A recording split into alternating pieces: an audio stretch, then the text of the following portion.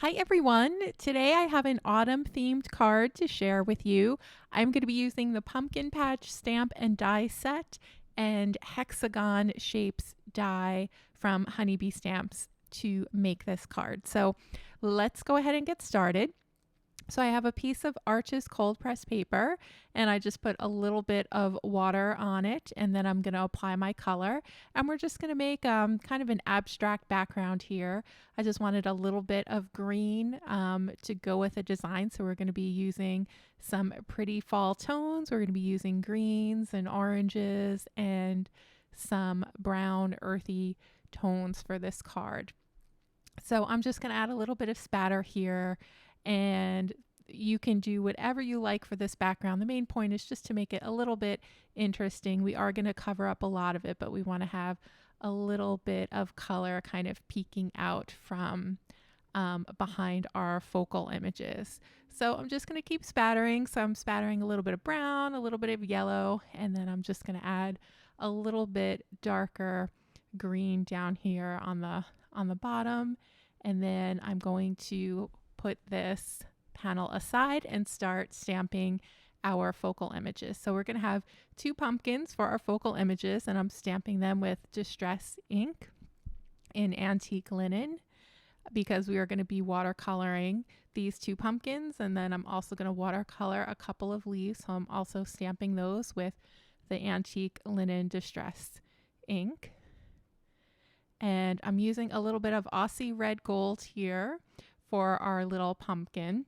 And this is really, really easy and fast watercoloring. So we're not going to worry so much about everything being perfect.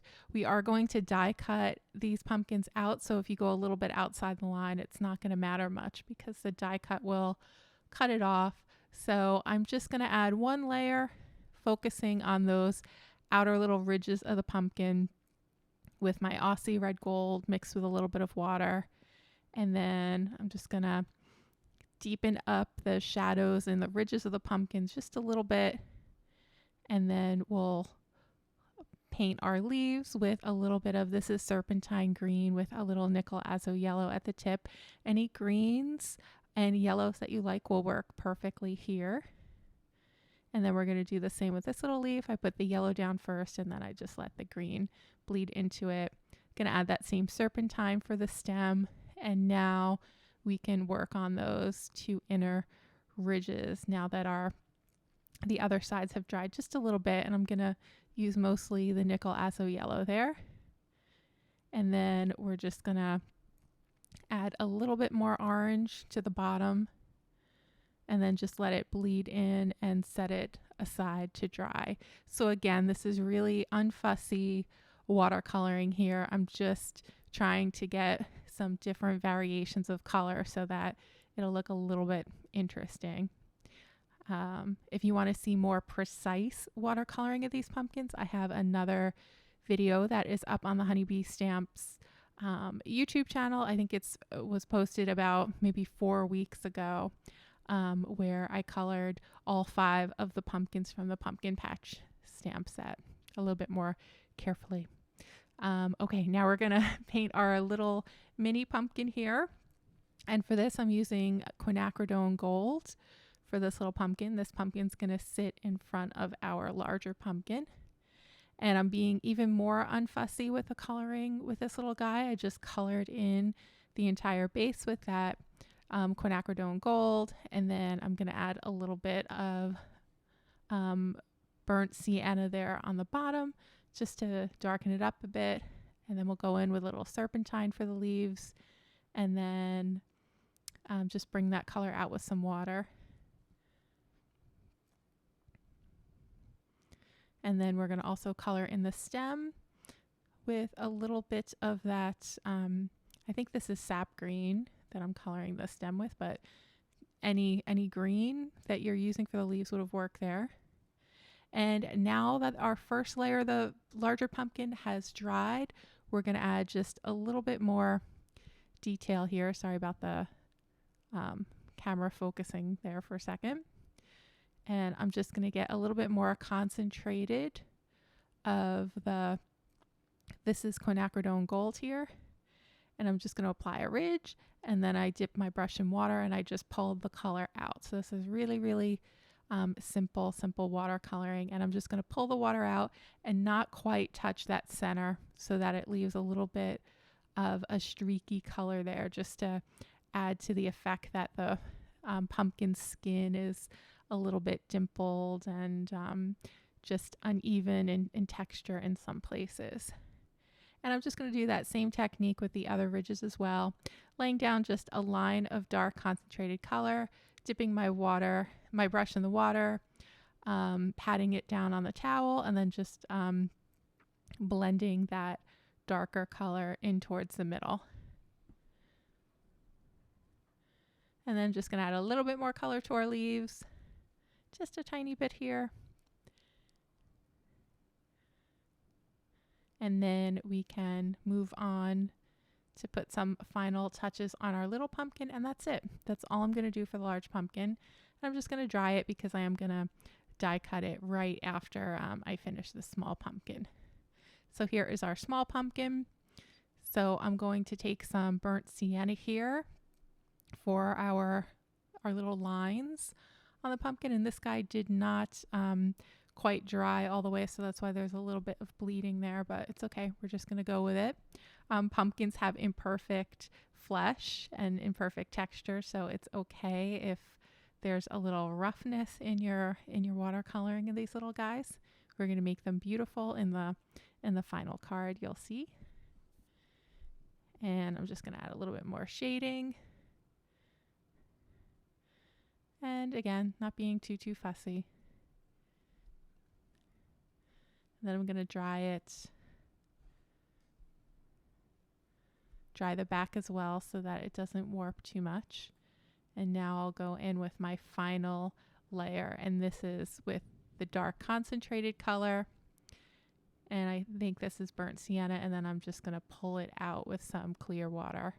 And I'm going to do that to all the ripples, and then we are going to call it a day for this little pumpkin. I would say in all, this part probably took me about maybe 15 minutes to color the pumpkins, which in watercoloring time, that's really a short period of time. Watercoloring can take 1 to 2 hours sometimes, depending on how much time you have, how much love that you have to put into your watercoloring that day. It is a really great process when you can take your time, but it's also a great process when you have to work a little bit more quickly, like I'm doing here. Now we are going to add a hexagon pattern to the side of our card.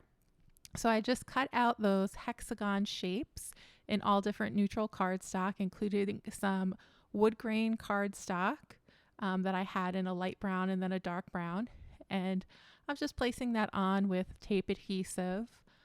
If you want it to stick better, you could use a liquid adhesive, but I wasn't quite sure how my pattern was going to go, so I did want to reserve the ability to pick up the pieces if I needed to move them.